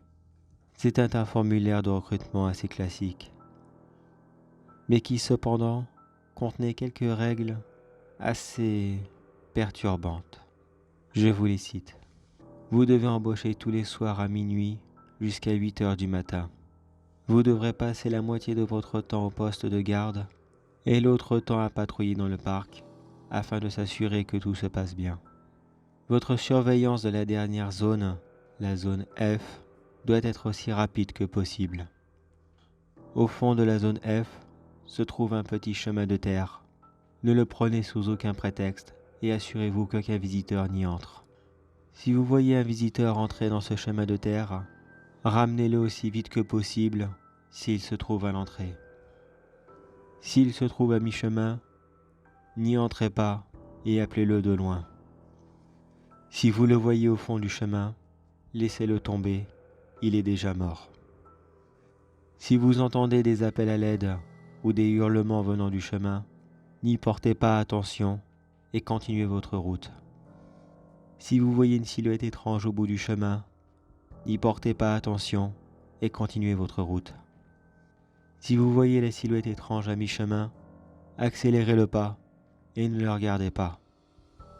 Si la silhouette étrange est à l'entrée du chemin, retournez au cottage le plus proche et simulez un exercice d'évacuation. Si un visiteur se plaint d'hurlements ou d'appels venant du chemin, dites-lui que cela n'est qu'un autre visiteur qui s'est blessé et que les pompiers sont déjà en chemin pour venir le sauver.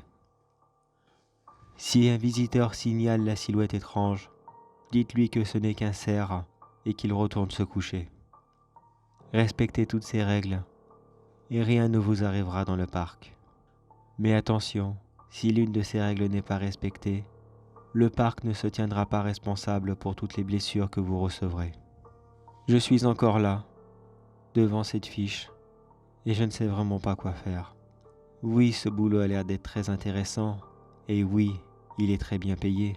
Mais si tout ce qui est écrit est vrai, aurais-je au moins le courage de garder mon sang-froid face à cette chose ?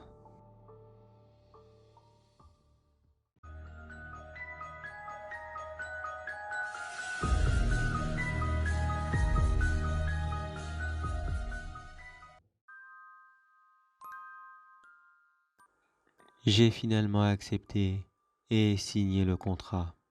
L'employeur m'a directement certifié que je ne faisais aucune erreur et que j'allais énormément me plaire dans cette entreprise.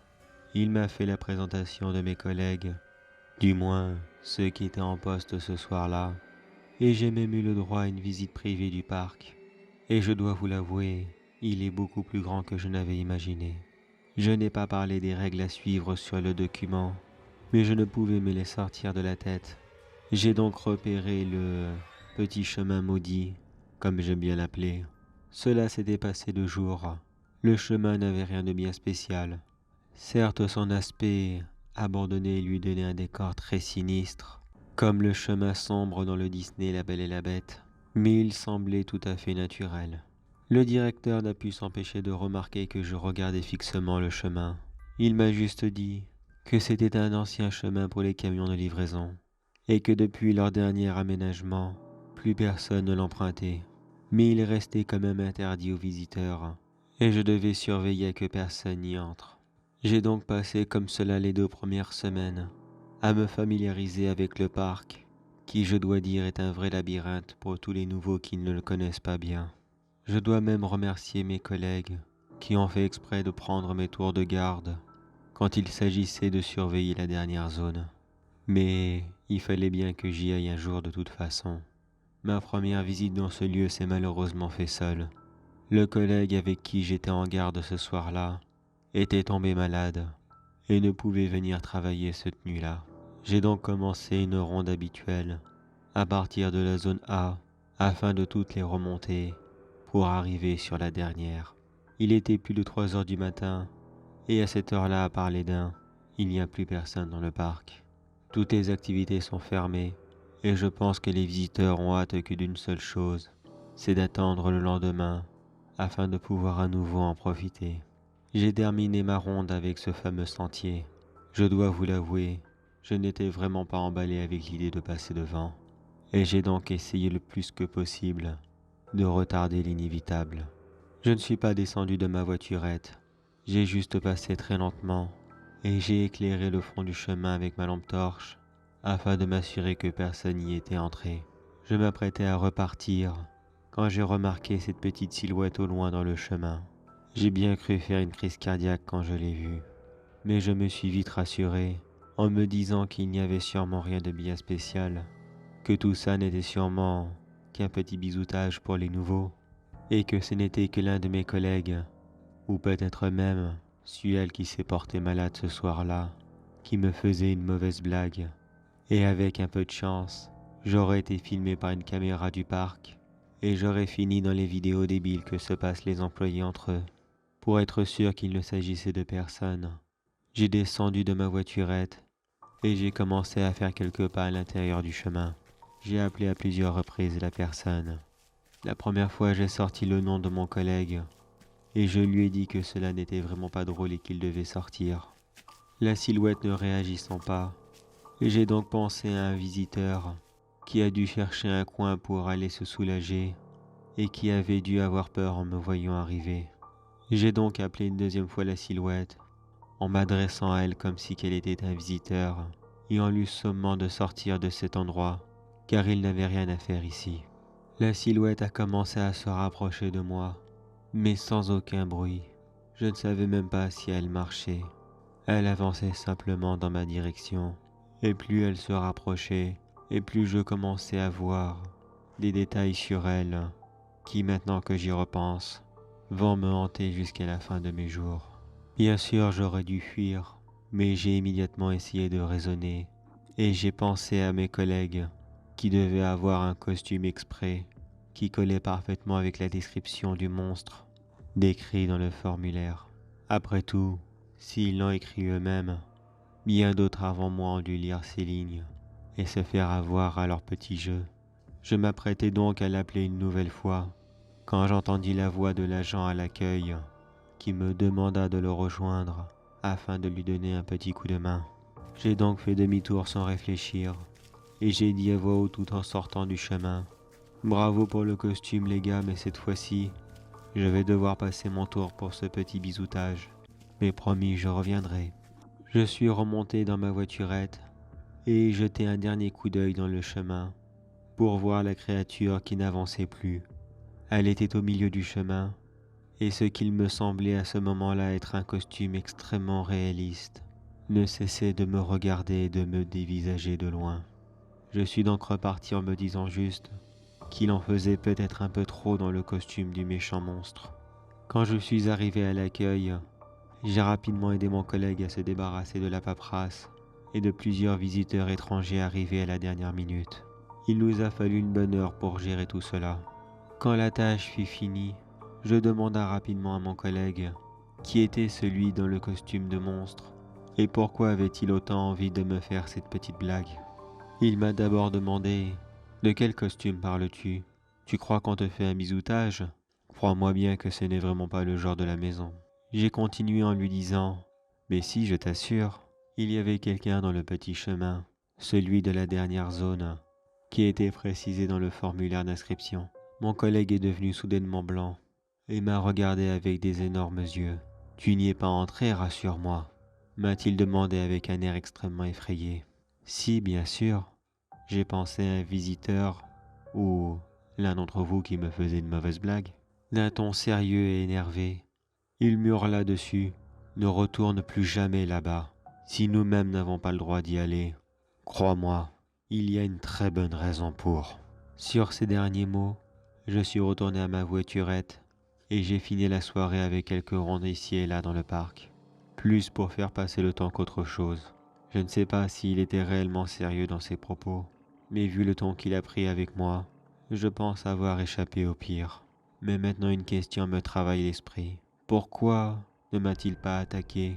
Je suis désolé pour lui, mais je vais devoir briser de nouveau l'interdit, car demain, j'ai bien l'intention d'y retourner. Un peu mieux équipé, je l'avoue, mais je saurai une bonne fois pour toutes qu'est-ce qui se cache au bout de ce chemin et pourquoi personne ne veut qu'on y entre.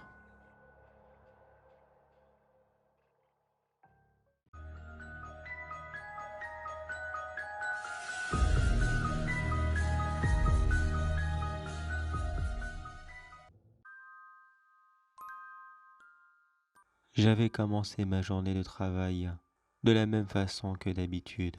J'ai commencé par saluer mes collègues et je me suis vite changé afin de revêtir l'uniforme obligatoire.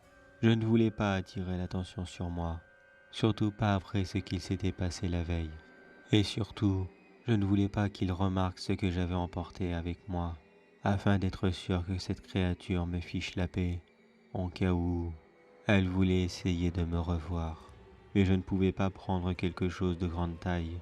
Cacher un simple pistolet reste quelque chose de facile, surtout quand les agents de sécurité sont nous-mêmes. Mais je mets au défi quiconque d'essayer de passer devant ses collègues avec un énorme fusil de chasse dans les mains. Aussitôt que j'avais fini de me préparer, je suis monté dans ma voiturette avec le pistolet à l'arrière afin que personne ne le trouve sur moi, et surtout parce que cet uniforme ne permet pas de cacher beaucoup de choses sur soi-même. Et j'ai commencé ma petite ronde habituelle, en passant bien sûr devant le poste de garde, afin de rigoler 5 minutes avec eux comme je faisais toujours. Je n'avais vraiment pas envie de faire quelque chose de différent, afin qu'ils aient le moindre doute sur ce que je m'apprêtais à faire. Aussitôt les petites tâches habituelles terminées, j'ai foncé dans la dernière zone et je me suis arrêté devant le petit sentier maudit. Comme d'habitude, il était 3 heures du matin, mais cette fois-ci il n'y avait personne dedans, aucune silhouette à l'horizon. J'ai donc profité de cette tranquillité pour avancer à pas sûr et m'y enfoncer le plus loin que le décor me permettait, car malheureusement la végétation était très épaisse dans ce coin du parc, et je n'avais vraiment pas envie que mon uniforme soit marqué par la moitié du patrimoine forestier du coin. J'ai donc marché comme cela pendant plusieurs minutes, d'abord en ligne droite, puis j'ai avancé un peu aléatoirement, en cherchant bien sûr un chemin assez facile, afin de limiter le bruit et la casse que je pouvais faire. Et c'est en cherchant aléatoirement que je l'ai trouvé. De loin, cela ne ressemblait strictement à rien, mais en me rapprochant, je vis une très grosse pierre avec quelque chose de posé dessus. Je me suis rapproché à 2 mètres d'elle et je vis une petite statuette. Elle devait être en bois, mais aussi extrêmement vieille. Qu'est-ce qu'elle représentait exactement, je n'en avais aucune idée. Mais dans le doute, je préférais ne pas la toucher. On ne sait jamais, elle aurait pu avoir un lien avec cette mystérieuse créature. J'ai donc pris mon téléphone et voulu faire une photo. Mais en attrapant mon téléphone et en le mettant en mode photo, la caméra était tournée dans ma direction. Et juste avant que je n'aie le temps de pouvoir la changer, il était juste derrière moi, à seulement quelques centimètres de mon épaule. J'ai bien failli faire une crise cardiaque en voyant son visage aussi près. Il était totalement pâle, les yeux sans pupille avec 2 énormes cornes qui lui ressortaient de la tête, et une mâchoire inférieure, certainement jusqu'en bas de ses pieds. La créature poussa un énorme hurlement et me bouscula sur le côté, me faisant tomber dans la végétation épaisse. J'ai eu beaucoup de mal à me relever, mais je n'avais vraiment pas l'intention d'y rester ce soir-là. J'ai donc tant bien de mal réussi à me remettre debout, et j'ai attrapé mon pistolet que j'avais récupéré de la voiturette quelques instants plus tôt, afin de lui tirer plusieurs fois dessus et d'en vider mon chargeur. La créature ne bougea pas d'un pouce, certainement sa façon à elle de se moquer de moi, et de me montrer que cela ne lui faisait strictement rien. J'ai donc couru dans la direction opposée afin d'essayer de sortir du bois au plus vite. J'entendais la créature derrière moi marcher très lentement, comme si elle se moquait de moi et qu'elle savait que dans tous les cas je ne ressortirais jamais d'ici vivant.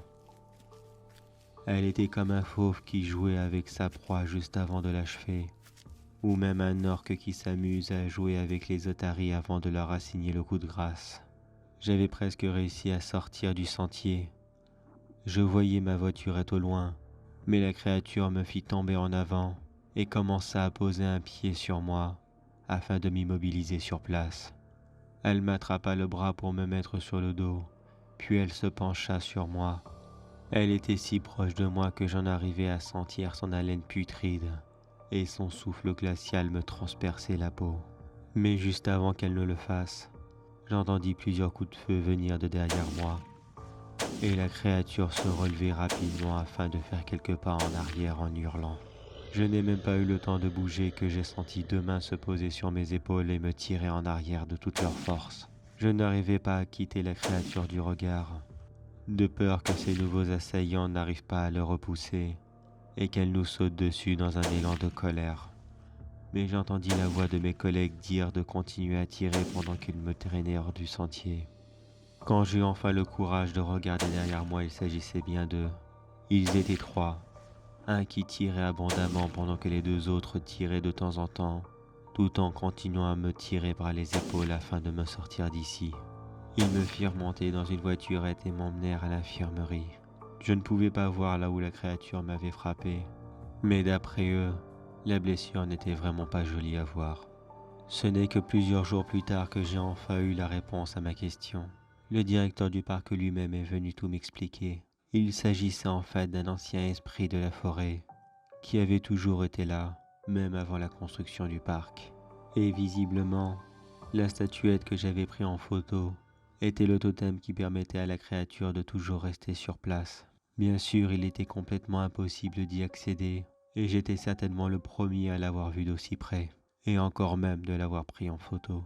Il m'expliqua aussi que mes collègues avaient utilisé des balles au gros sel, qui était la seule chose qui lui faisait à peu près mal, afin de pouvoir garder ses distances avec elle en cas où il y avait des débordements. Vous imaginez bien sûr que je n'avais vraiment plus du tout envie de retravailler dans ce parc après ce que j'avais vu, mais je n'avais pas le choix d'y rester, car ce soir-là, avec tous les bruits de coups de feu, beaucoup de visiteurs avaient décidé d'écourter leur séjour en disant qu'ils ne se sentaient pas en sécurité dans un parc où ça tirait de tous les sens. Cela représente 10% de mon salaire pendant 5 ans. Soit c'était ça, ou soit j'avais le droit à un énorme procès que je ne pouvais absolument pas gagner. Je suis maintenant là à faire des rondes dans ce parc, qui doit certainement être l'un des endroits sur Terre où je n'ai vraiment pas envie de m'y retrouver. Et si vous voulez savoir, oui, l'esprit est toujours là, et ne vous en faites pas pour elle. À chaque fois que je fais ma ronde dans cette zone et que je passe devant ce sentier maudit, elle sait pertinemment qu'elle me verra moi, et elle m'attend à seulement 1 mètre de la sortie. Sûrement une façon de dire de sa part: allez, viens mon grand, après tout, on n'a vraiment pas fini de s'amuser, toi et moi.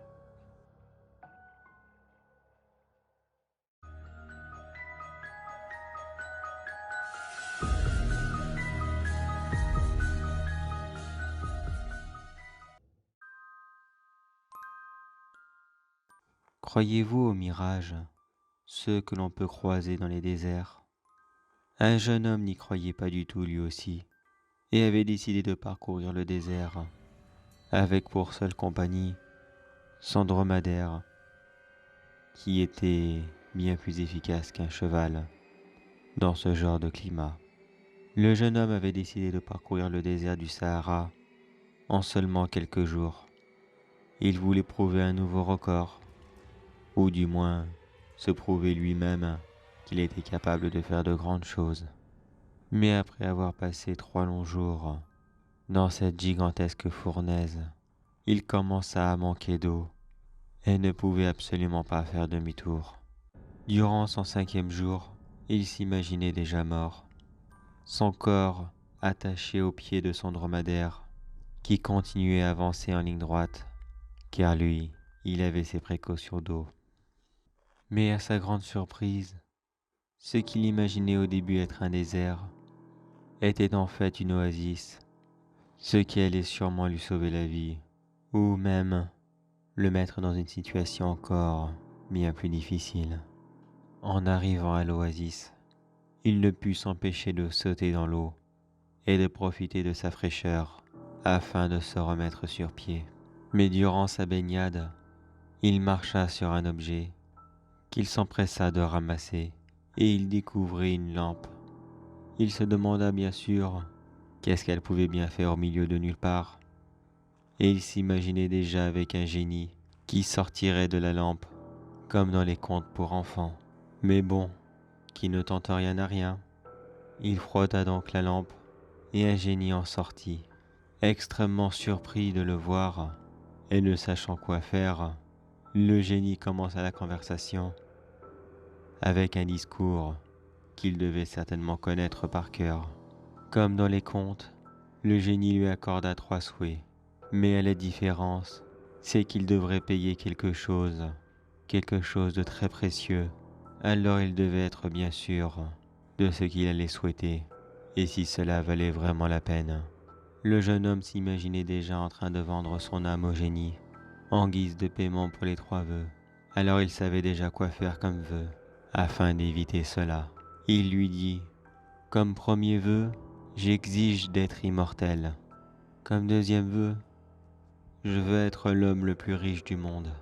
Et comme troisième vœu, j'exige de devenir l'homme le plus intelligent du monde, afin de pouvoir au mieux gérer ma fortune durant mon immortelle vie. Le génie claqua des doigts, et d'un coup les 3 vœux se réalisèrent. Bien sûr, pour l'immortalité, il ne ressentait aucune différence, mais une immense quantité d'or apparut aux côtés du jeune, qui ne savait où poser les yeux, tant cette pile d'or et de pierres précieuses en était impressionnante. Et enfin, pour le 3e vœu, il se dit qu'il essaiera de faire des équations plus tard. Pour l'instant, sa fortune le guettait et sa nouvelle vie commençait. Le génie lui répondit alors, « Tes 3 vœux sont faits. Maintenant, j'exige ma paye. » Le jeune homme commença à rire et lui dit, « Que désires-tu? Une partie de ma fortune? Ou alors peut-être mon âme? Vas-y, prends-la aussi. De toute façon, je n'en ai plus besoin. » Le génie posa les yeux sur le dromadaire et d'un claquement de doigts, il le fit disparaître.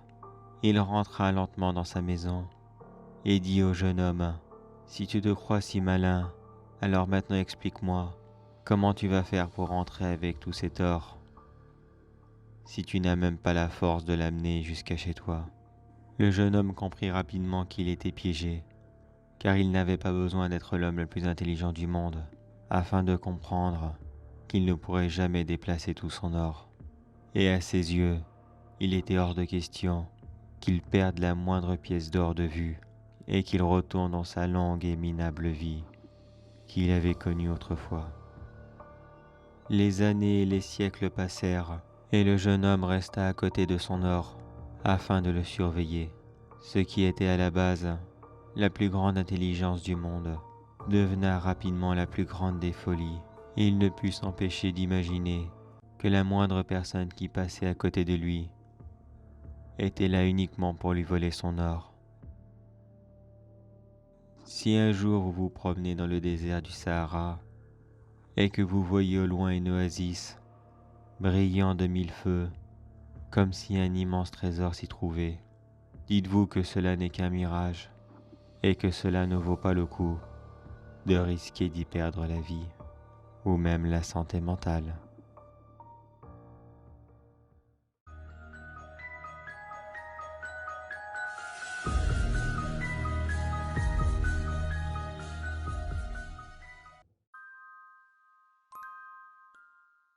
Deux jeunes décidèrent de se lancer dans une petite urbex improvisée, dans un ancien parc d'attractions.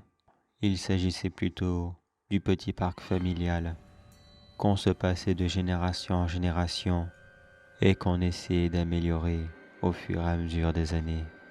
L'urbex devait être rapide, car le parc n'était pas bien grand.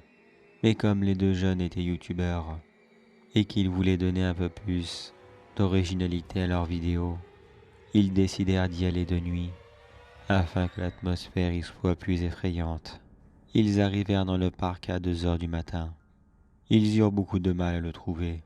Ils n'avaient pas fait de tour de repérage durant la journée, et cela faisait plus de 5 ans maintenant que le parc n'était plus visité et n'était même plus indiqué sur des panneaux de signalisation.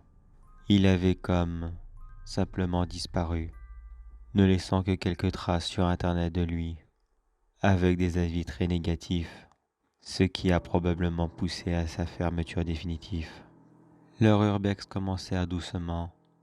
Ils visitèrent les anciennes attractions, aussi nulles les unes que les autres, en faisant bien attention de ne pas les toucher, car la rouille qui s'accumulait sur plusieurs d'entre elles signalait bien que les édifices ne tenaient plus que sur un fil.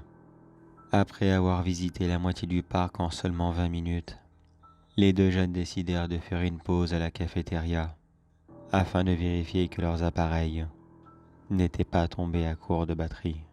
C'est là qu'ils entendirent au loin une voix les appeler. Au début, ils pensèrent simplement au vent dans les arbres, mais plus ils tendaient l'oreille, et plus la voix était facile à entendre, et elle était bien en train de les appeler. Ils regardèrent autour d'eux, et ils virent un homme vêtu d'un grand costume de loup. Ce costume, ils le connaissaient bien. Il s'agissait de la mascotte principale du parc. Avant sa fermeture, le parc disposait de 5 personnages qui se promenaient avec les enfants, un peu comme à Disneyland, mais en version plus petit budget. L'homme en costume hurla sur les jeunes qu'ils devaient partir, ou sinon ils auraient de très gros ennuis. Ils le prirent d'abord pour un SDF, qui avait simplement vêtu ce costume pour ne pas avoir froid. Mais plus il se rapprochait, et plus il remarquait des détails troublants sur cet homme. Le costume était vieux et vétuste, comme si quelqu'un le portait tous les soirs, et ce, même si le parc avait fermé depuis des années maintenant. L'homme continua à avancer, et leva la main droite pour y montrer un énorme couteau, et hurla de nouveau qu'il devait partir, ou sinon ils auraient affaire à lui. Il continua rapidement, en hurlant que c'était son parc, et qu'il n'avait vraiment rien à faire ici. Quand ils comprirent qu'ils n'étaient vraiment pas les bienvenus, ils attrapèrent leurs affaires et coururent le plus rapidement à la sortie. L'homme en costume était derrière eux, peut-être pour les faire partir ou pour leur faire réellement du mal. Dans tous les cas, ils n'avaient vraiment pas envie de le savoir. Quand ils sortirent du parc et qu'ils remontèrent dans leur voiture, ils mirent le contact et les phares de leur voiture éclaira l'intérieur du parc. L'homme était là, à attendre qu'ils partent, afin d'être sûr qu'ils ne reviennent plus jamais chez lui. Et c'est ce qu'il fit, en se jurant que plus jamais ils ne retournèrent dans ce parc.